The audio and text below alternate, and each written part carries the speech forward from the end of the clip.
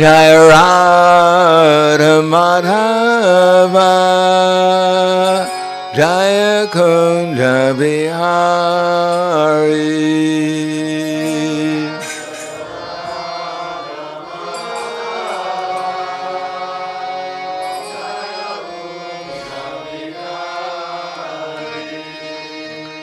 Jaya Radha Madhava Jaya Kunja Bihari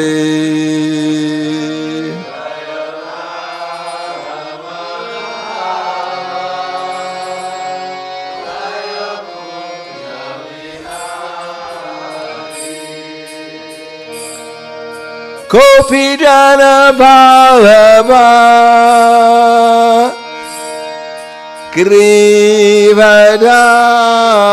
Grivadari Jaya Grivadari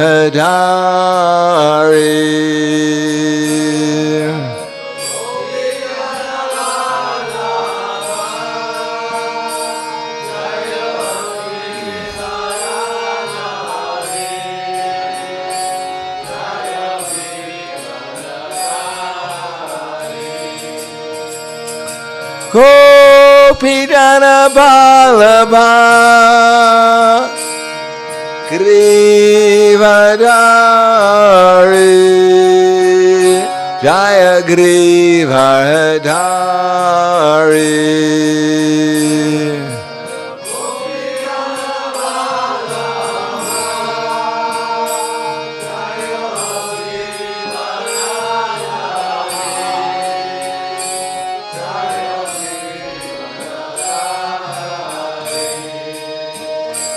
Yasodhanandana Raja Janaranjana Jaya Raja Janaranjana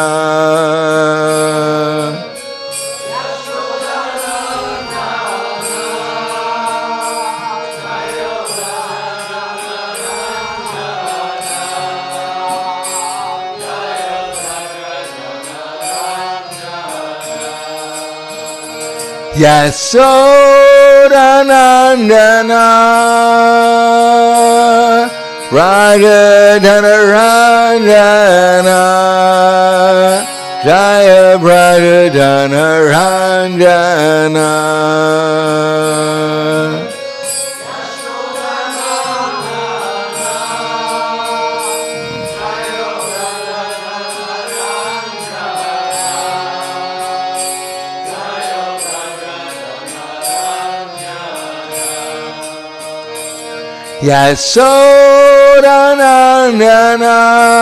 Yasodhanandana Raja Janaranjana Jaya Raja Janaranjana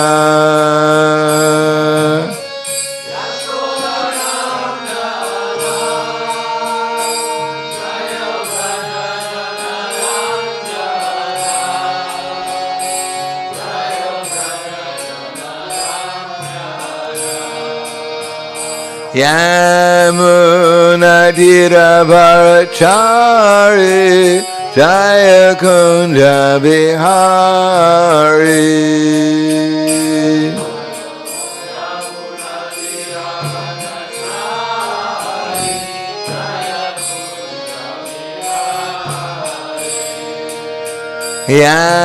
Yamuna Dhiravarachari Jaya Kunja Bihari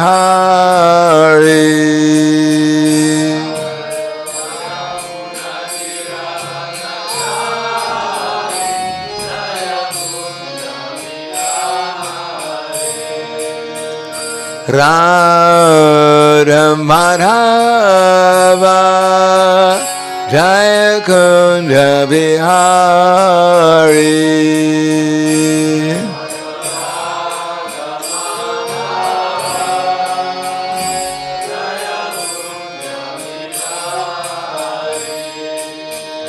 Jaya Radha Madhava Jaya Kunja Vihari.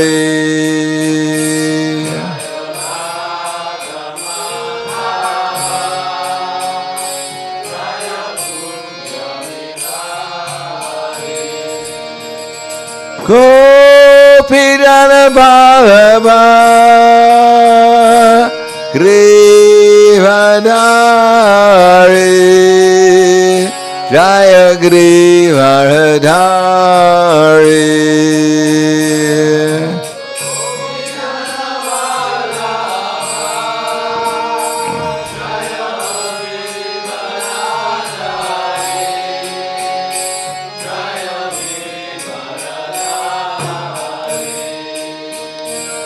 Gopidana Bhava Grivadari Jaya Grivadari.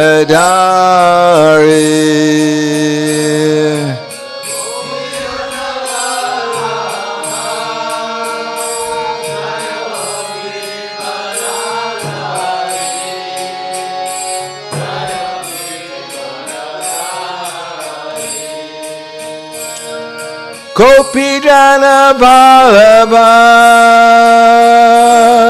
Grivadari Jaya Grivadari.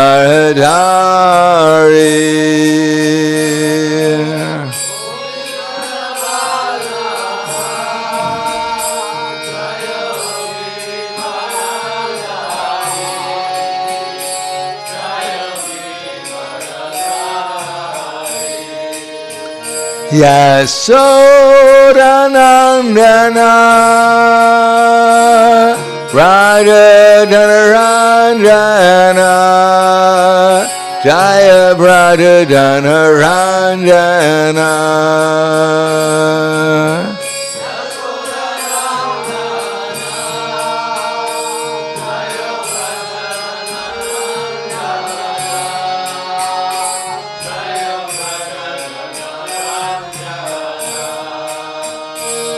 Yasodanandana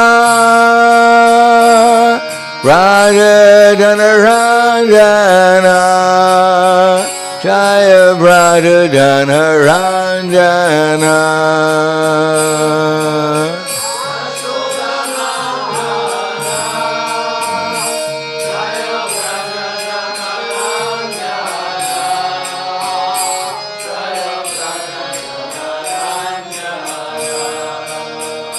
Yamuna Dhiravarachari Jaya Kunja Vihari.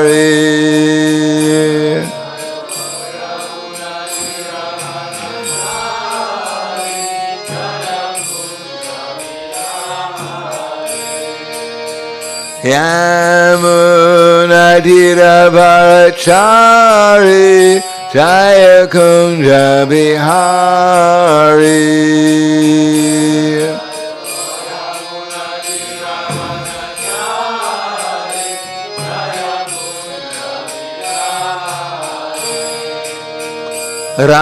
Radha Madhava Jaya Kunja Vihari.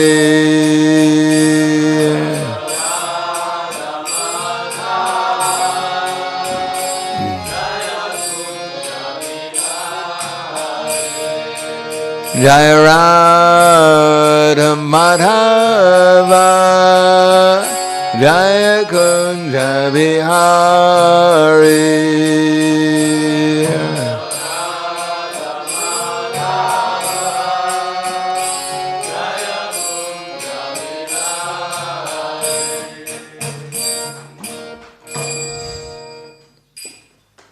Jayam Vishnupad Paramhangsa Brahmadakshariya Asadhara Siddhi Shri Shriman His Divine Grace Shalasi Bhaktivedanta Swami Raj Srila Prabhupada Ki Jai Gaur Premanande Haribo Slava Zabrani Bhaktam Slava Shri Guru Shri Gaurangi Namo Vishnupadaya Krishna Prasthaya Bhute Srimate Bhaktivedanta Swami Namane Namaste Saraswatam Deve Gauravanya Pacharane nirvishesha shunyavadi patskyatyade siddharane. Om Ajnana-timirandasya Gyananjana Salakaya Chaksurum Militam Yena Tasmai Shri Gurave Namaha Shri Chaitanya Manobhishtam Stapitam Yena Bhutale Swayam Rupa Kadamayam Yadati Swapadantikam Vandeham Shri Guru Shri Yuta Parakamalam Shri Gurum Vaishnavam Cha Shri Rupam Sagradatam Sahagana Raghunatam Vitam Tam Sajivam Sadvaitam Sabadhutam Prijana Saitam Krishna Chaitanya Devam Shri Radha Krishna Padan Sahagana Lalita Shri Visakan Vitam Cha Hey Krishna Karna Sindhu Dinabandho Jagatpate Gopesha Gopika Kanta Radha Kanta Namostute Tapta Kanshena Gaurangi Radhe Vrindavaneshwari Prishubhanu Sudadevi Pranamami Hari Priye Panchakapa Trubhyascha Kripa Sinubhyevacha Patiranam Pavanebhyo Vaishnavebhyo Namo Namaha Shri Krishna Chaitanya Pranitinanda Shri Advaita Gadadhar Shivasadi Gaur Bhaktivinoda Hare Krishna Krishna Krishna Hare Hare Hare Rama Rama Rama Hare Hare Om Namo Bhagavate Vasudevaya Om Namo Bhagavate Vasudevaya Om Namo Bhagavate Vasudevaya.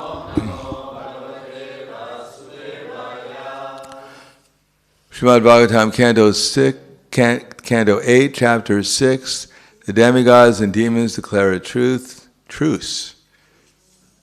And I guess we'll read the summary.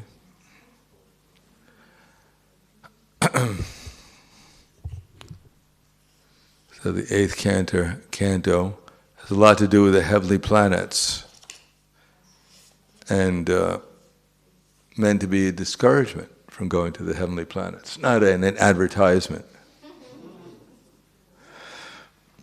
This chapter describes how the Lord appeared before the demigods when they offered him their prayers. Following the advice of the Supreme Personality of Godhead, the demigods executed a truce with the demons for the purpose of churning nectar from the sea. Because of the prayers offered by the demigods in the previous chapter, Lord Kshirodakashayi Vishnu was pleased with the demigods and thus appeared before them. The demigods were almost blinded by his transcendental bodily effulgence. At first, therefore, they could not even see any part of his body. After some time, however, when Lord Brahma could see the Lord, he, along with Lord Shiva, began to offer the Lord prayers. Lord Brahma said, "The Supreme Personality of Godhead, being beyond birth and death, is eternal. He has no material qualities. Yet he is the ocean of unlimited auspicious qualities. He is subtler than the most subtle. He is invisible, and his form is inconceivable. He is worshipable for all the demigods. Innumerable universes exist within his form, and therefore he is never separated from these universes by time, space, or circumstances. He is the chief and the pradhana. Although he is the beginning, the middle, and the end of the material creation, the idea of pantheism conceived by the Mayavadi philosophers has no validity. The Supreme Personality of Godhead controls the entire material manifestation through his subordinate agent, the external energy. Because of his inconceivable transcendental position, he is always the master of the material energy. The Supreme Personality of Godhead in his various forms is always present even within this material world, but the material qualities cannot touch him. One can understand his position only by his instructions as given in the Bhagavad Gita. As stated in the Bhagavad Gita 10.10, Dadami Buddhi Yogam Tam. Buddhi Yoga means bhakti-yoga. Only through the process of bhakti-yoga can one understand the Supreme Lord. When offered prayers by Lord Shiva and Lord Brahma, the Supreme Personality of Godhead was pleased. Thus he gave appropriate instructions to all the demigods. The Supreme Personality of Godhead, who is known as Ajita, unconquerable, advised the demigods to make a peace proposal to the demons, so that after formulating a truce, the demigods and demons could churn the ocean of milk. The rope would be the biggest serpent known as Vasuki, and the churning rod would be Mandara mountain. Poison would be also produced from the churning, but it would be taken by Lord Shiva, and so there would be no need for it, to fear it. Many other attractive things would be generated by the churning, but the Lord warned the demigods not to be captivated by such things, nor should the demigods be angry if there were some disturbances. After advising the demigods in this way, the Lord disappeared from the scene. Following the instructions of the Supreme Personality of Godhead, the demigods established a peace with Maharaj Bali, the king of the demons. Then both of the demons and the demigods started for the ocean, taking Mandara mountain with them. Because of the great heaviness of the mountain, the demigods and demons became fatigued, and some of them actually died. Then the Supreme Personality of Godhead, Vishnu, appeared on the back of his carrier Garuda, and by his mercy he brought those demigods and demons back to life. The Lord then lifted the mountain with one of his hands and placed it on the back of Garuda. The Lord sat on the mountain and was carried to the spot of the churning by Garuda, who placed the mountain in the middle of the ocean, or the middle of the sea. Then the Lord asked Garuda to leave that place because as long as Garuda was present, Vasuki could not come there. Text 1. Shri Shukadeva Goswami said, O King Parikshit, the Supreme Personality of Godhead Hari, being thus worshipped with prayers by the demigods and Lord Brahma, appeared before them. His bodily effulgence resembled the simultaneously rising of thousands of suns. The vision of all the demigods was blocked by the Lord's effulgence. Thus they could see neither the sky, the directions, nor the land, nor even themselves, what to speak of seeing the Lord who was present before them.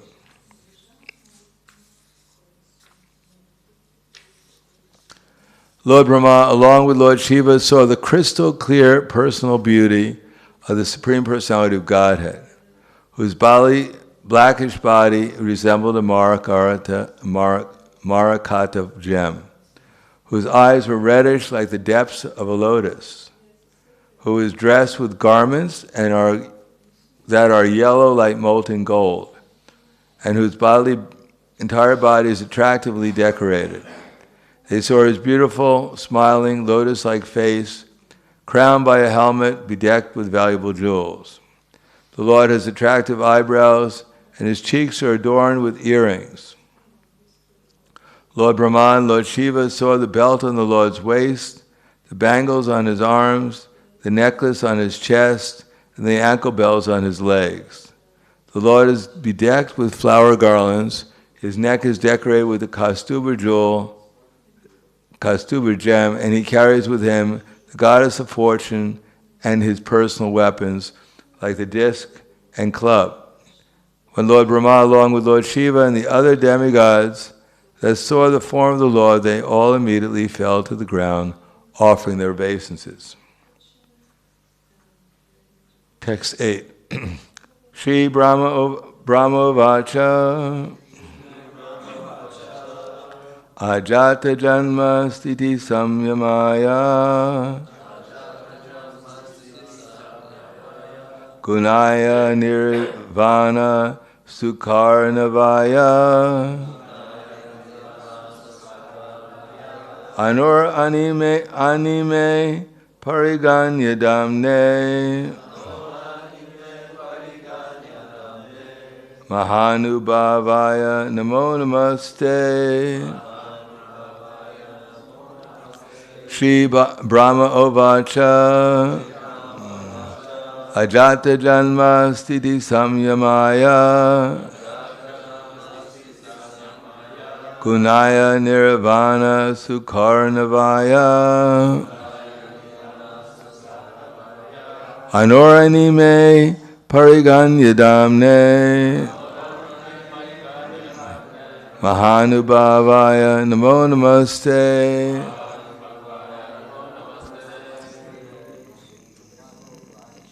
Shri Brahma Vacha Ajata Janma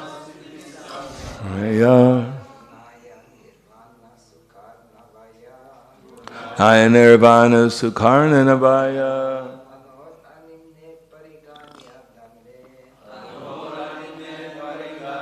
Namne Mahanubhavaya Namo Namaste.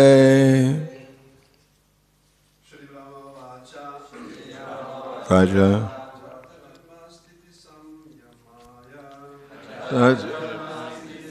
Maya Gunaya Nirvana Sukharnavaya Anoranyamne Pariganyadamne Mahanubhavaya Namo Namaste. Shri Brahma Vacha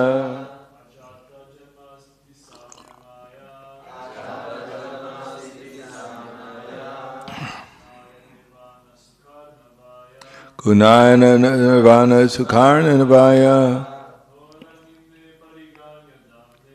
Anoranine Pariganyadamne Mahanubhavaya Namo Namaste. Maharajis. Shri Brahma Vacha Ajata Janma Sthiti Samyamaya Gunaya Nirvana Sukharnavaya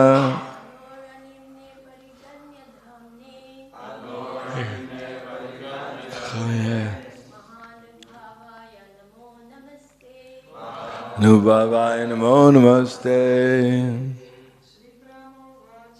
Shri Brahma Vacha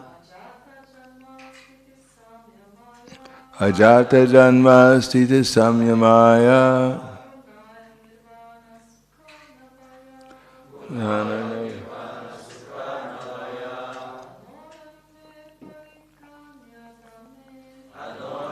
Ne Parigam Yadamne Mahanubhavaya Namo Namaste. Shri Brahma Uvacha. Lord Brahma said, Ajata Janma Sthiti Samyamaya. Unto the Supreme Personality of Godhead who is never born, but whose appearance is different in different incarnations never ceases. Agunaya, never affected by the material modes of nature. Sattvaguna, Rajaguna, and Tamoguna. Nirvana, Sukhaya, Arnavaya. Under the ocean of eternal bliss, beyond material existence. Ano anime, smaller than the atom. Apariganya, damne, whose bodily features are never to be conceived by material speculation.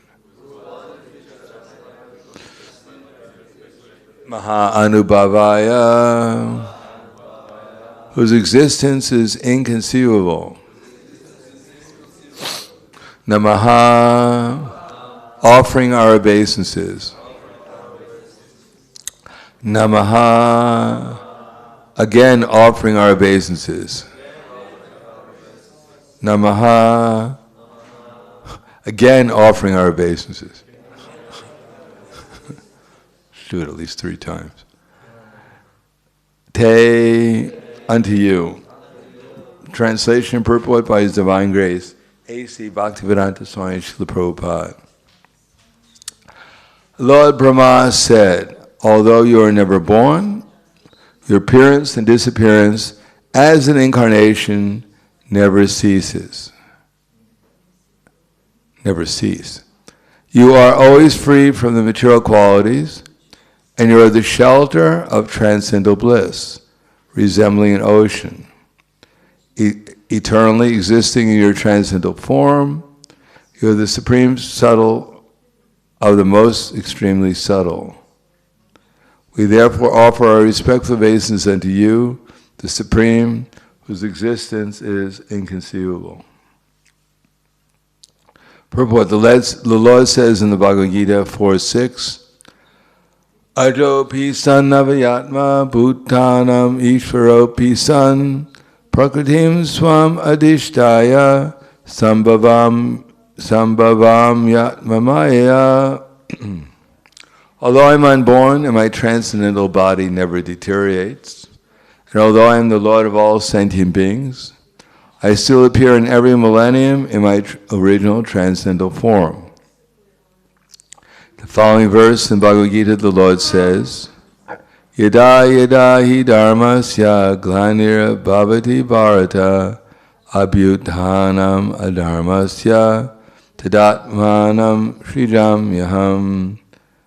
Whenever and wherever there is a decline in religious practice, O descendant of Bharata, and a predominant rise of irreligion, at that time I descend myself. Thus, although the Supreme Lord is unborn, there is no cessation to His appearance. In different forms as incarnations like Lord Krishna and Lord Rama. Since His incarnations are eternal, the various activities performed by these incarnations are also eternal. The Supreme Personality of Godhead does not appear because He is forced to do so by karma, like ordinary living entities who are forced to accept certain types of body. It is to be understood that the Lord's body and activities are all transcendental, being freed from the contamination of the material modes of nature. These pastimes are transcendental bliss to the Lord. The word aparigana dhamne is very significant. There is no limit to the Lord's appearance in different incarnations. All these incarnations are eternal, blissful, and full of knowledge. So the translation again. Lord Brahma said, although you are never born, your appearance and disappearance as an incarnation never cease. You are always free from the material qualities, and you are the shelter of transcendental bliss, resembling an ocean. Eternally existing in your transcendental form, you are the supreme subtle of the most extremely subtle. We therefore offer a respectful obeisance unto you, the Supreme, whose existence is inconceivable.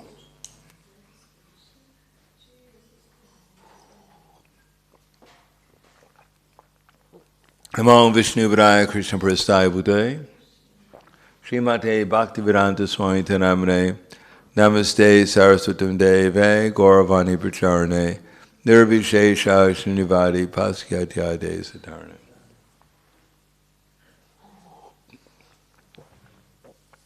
After stating in this verse that Lord Krishna is achintya, he is inconceivable, then Brahma begins to describe him. So trying to describe something which is inconceivable is also inconceivable.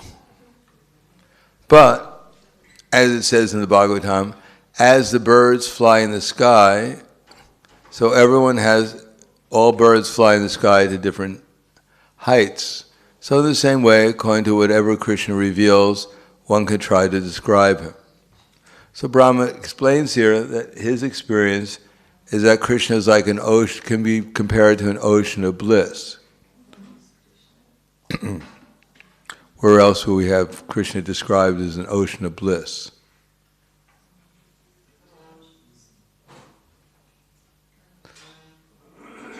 Ananta. Where else do we hear every day that Krishna is like an ocean of bliss?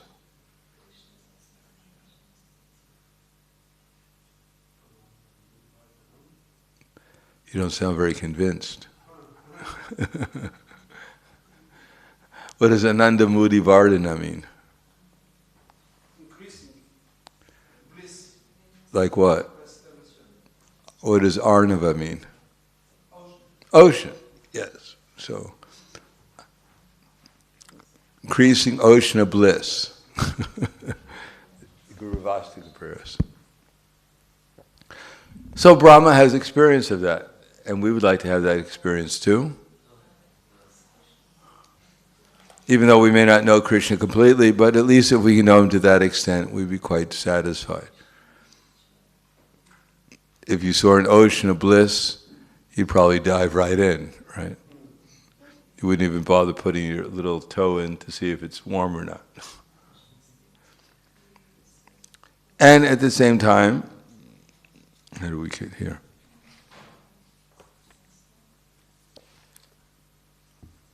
Oh, I see. He says that Krishna is never born. Exactly how he came to that conclusion is that, why did Brahma come to that conclusion that Krishna is never born? What was his experience, Lord Brahma? No one knows Brahma's experience. Anyone ever read the Bhagavatam before? You can say, Ananta. Why would Brahma conclude that Krishna is never born? Because the source of the Brahma. Yes. But who is Brahma?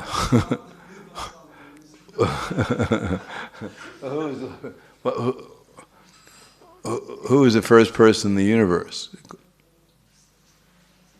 Lord Brahma. Yeah, and who came before him?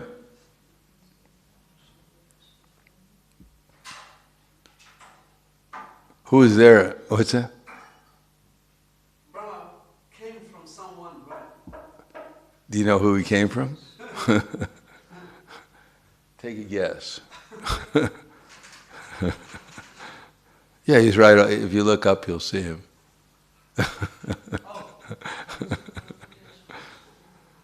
So, Garbhodakashayi Vishnu was there, and Brahma was born, but Brahma was supposed to be the first person in the universe, so he can conclude that who was ever there before him was there for a long time, like forever, since he had no birth. There was no one who gave birth, as far as he had experience, to Garbhodakashayi Vishnu.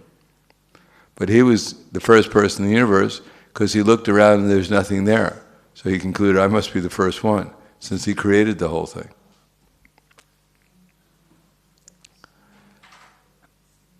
And appearance and disappearance as an incarnation never cease. How does Brahma know that?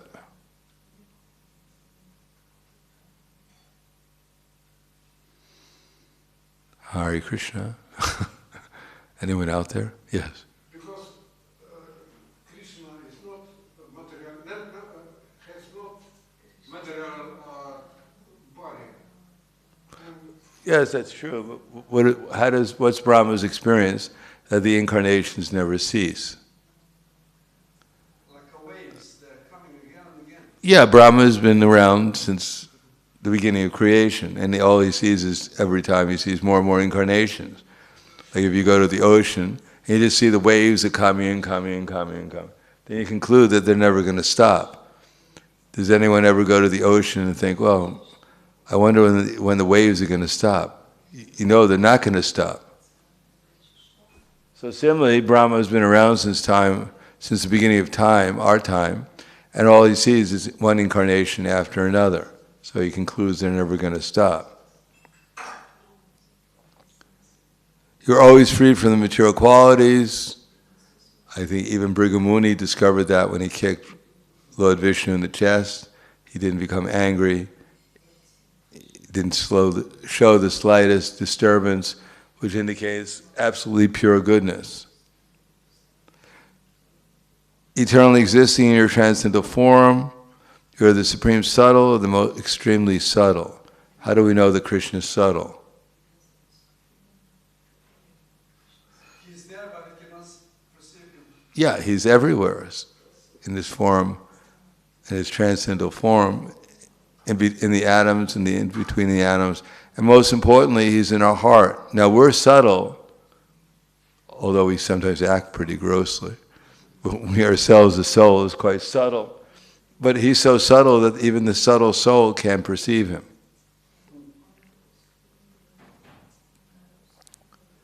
So therefore he decides to offer his respects. Since everyone is, by nature, probably said, even the Aborigines, when they see the sun come up, they offer respects to the sun because it's bigger than they are. Like if you're walking down the street and some man approaches you who's 2 meters bigger than you are, your natural inclination is to offer him respect, or else you might get into some difficulty. So Krishna is so unbelievably, inconceivably great that naturally the inclination is to offer respects. Now the materialists, for them, the material nature is only material. And they offer respects to the biggest things that they could find in the material world. For that reason, the materialists, they build skyscrapers, which probably used to call skyscrapers. Because that way people will offer respect to them. Because they think they built the biggest creation. Everything else they say is just coming about by accident, but with their intelligence they've created these skyscrapers, the biggest things that exist. Because maybe one day a Timangal fish will come and swallow the skyscraper. And then they'll offer respects to the Timangal fish. But until then, everyone is trying to make themselves bigger. If you in the jungle and say a lion attack or a bear attacks you, then what you do is you spread your arms out, not to hug the bear, but to make yourself look bigger. Because people generally respect things that are bigger than themselves. They don't want to, if you crumble up like this, then probably the bear will think, well, this is a nice snack. But if you make yourself appear to be bigger than you actually are, the bear is saying, maybe it's better off not messing with him, because otherwise I may become a snack. So that's the nature of the material world. Jiva, jivanam. That the whole dog eats dog, and smaller eats the bigger eats the smaller. So Krishna is inconceivably great, and therefore when we find out how great Krishna is, therefore our natural tendency will be to surrender to him.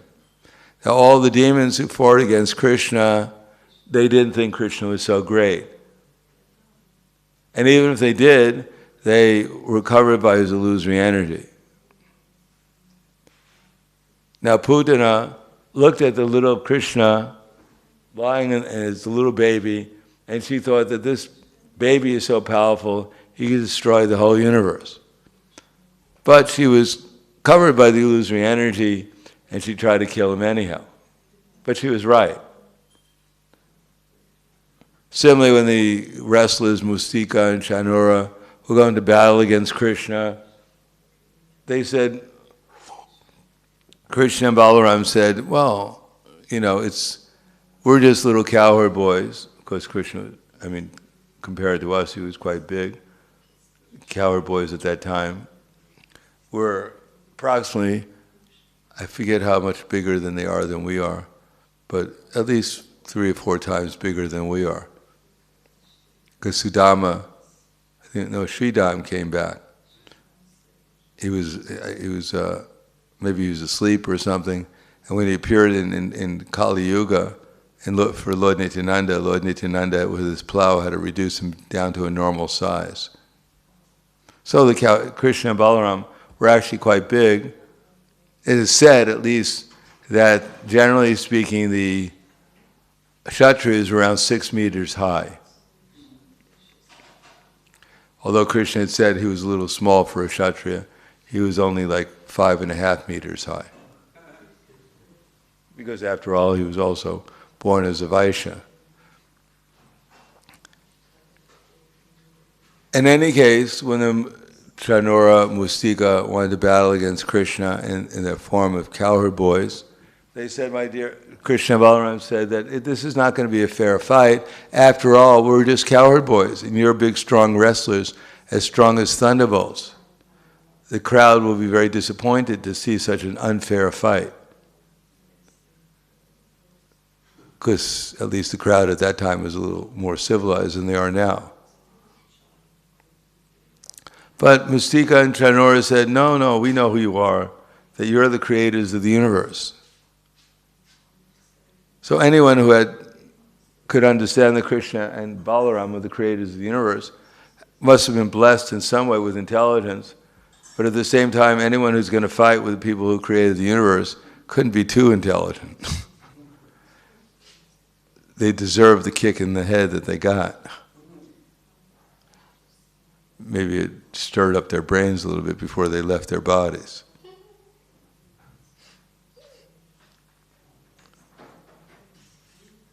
So, we're trying to become convinced that Krishna is actually at least as big as we're hearing he is, so that we'll surrender. Otherwise, we're going against his energy, trying to fight against him, and anyone who has some intelligence would not try to fight against the Supreme Personality of Godhead, although we're trying. We may blame Mustika, Chanura, oh, you're fools, why did you fight against Krishna? You could have surrendered. Or Putana could have surrendered. We can claim that they were fools, but we're also fools, because we're not surrendering either. We're against not only Krishna in the form of Krishna and Balaram, we're going against this whole material energy here, trying to defeat it. Karshati, it says in the Bhagavad Gita, Mamaivam so jiva loke jiva bhutak sanatanam manakshastran indriyani prakritistani karshati. The living entities in this material world are my fragmental parts, and they're all eternal. But due to conditioned life, they're struggling very hard with the 6 senses, which include the mind. So we're in the struggle against the material nature to stay alive, healthy, happy, prosperous, influential, whatever else we're trying to achieve, and we're all defeated. We get one body after another, and still we think we're going to make some progress in this hard struggle against the insurpassable material energy. So this is called illusion. So our main struggle is against illusion, and the only way of getting out of illusion, as we'll find out in this chapter, is to take shelter of Krishna. But here the demigods, like everyone else in this material universe, are taking shelter of Krishna so they can get back to their normal life again. It's controlling the universe. You can have a nice, peaceful life as a demigod and control the universe. But this canto is not going to leave us with that impression that the demigods, they become victorious, they drink the nectar, they get into a fight, and they become victorious. Anyhow, there's so many, then they lose again, and it's a whole mess, this place. So, if we accept that we're eternal, that there's a God who's not us, and that we have to surrender. Here, this canto will give us some encouragement that we should surrender to Krishna and not try to go to the heavenly planets and get even a better position of enjoyment and control than we have now, thinking that that will make us successful. Because it doesn't make, according to this 8th canto, Srimad Bhagavatam, the demigods never really become successful in that sense. So I'll stop there. Thank you. Any questions?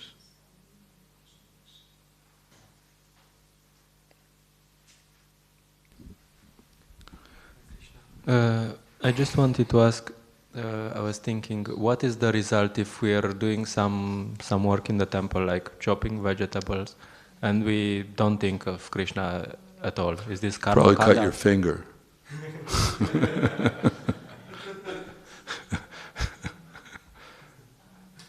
What's the result? At least you get something to eat. May not make any spiritual progress, but your belly will fill it up. Anything else? Yes.